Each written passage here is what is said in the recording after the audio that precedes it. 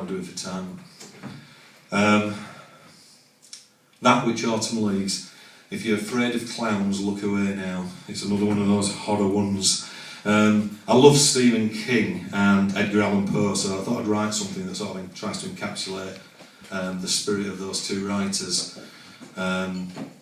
And if you do buy the CD, this track is an absolute killer. It scared the producer out of his wits because he was mixing it about 2 o'clock in the morning at the studio, and he said, I had to sit there with a hammer because the background to this is seriously spooky.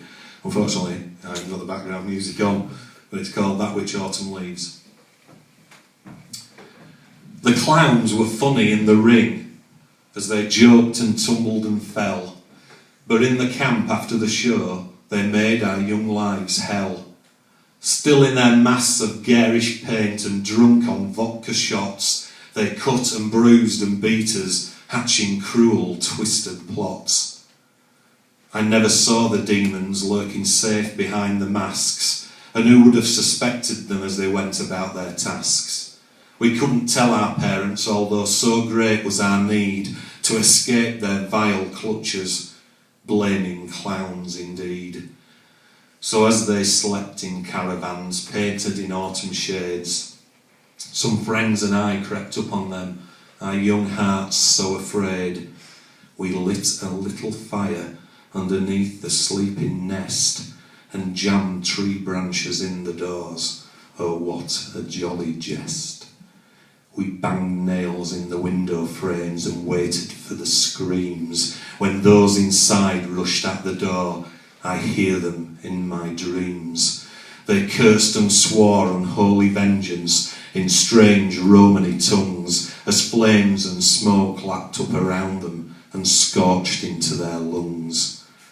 The paint on every caravan peeled and bubbled like hell, and we swore an oath between us that we would never, ever tell. We stood at the far side of the field as the garish wagons burned. The shades of autumn lit the sky as one by one we turned. The shrieks in the night sounded like frenzied jesters frying in a 3-ring circus of the night. The children stopped their crying. The shades of autumn blurred across an unforgiving sky. We even raised the alarm ourselves as we waited for them to die. Our handiwork went undetected, just more ash in the rubble. None of us were suspected then, and no one got into trouble. But now my friends have all passed on, as age comes to us all. Every autumn I wait for them to come around and call. For every year since that fateful day, as the night sky burns in season of falling leaves and epitaphs, they seem to have a reason to return to that scorched cradle and pitch their caravan in the same spot in that killing field where years ago we ran.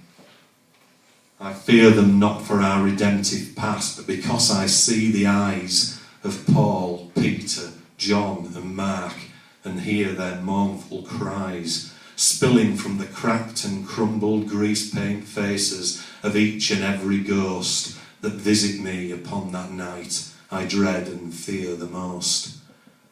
When autumn visits with the clowns, I come to realise that I stand in the twilight of my life and winter soon will rise. The flaming oranges will pass and give way to the white, smudged with the ashes of my guilt and many years of lies. The clowns will wait round corners with their evil coal-black stare, and I will smell them first, the acrid scent of burning hair. In livery of orange and gold, they will open the doors wide on their caravan of collected souls, and I will step inside.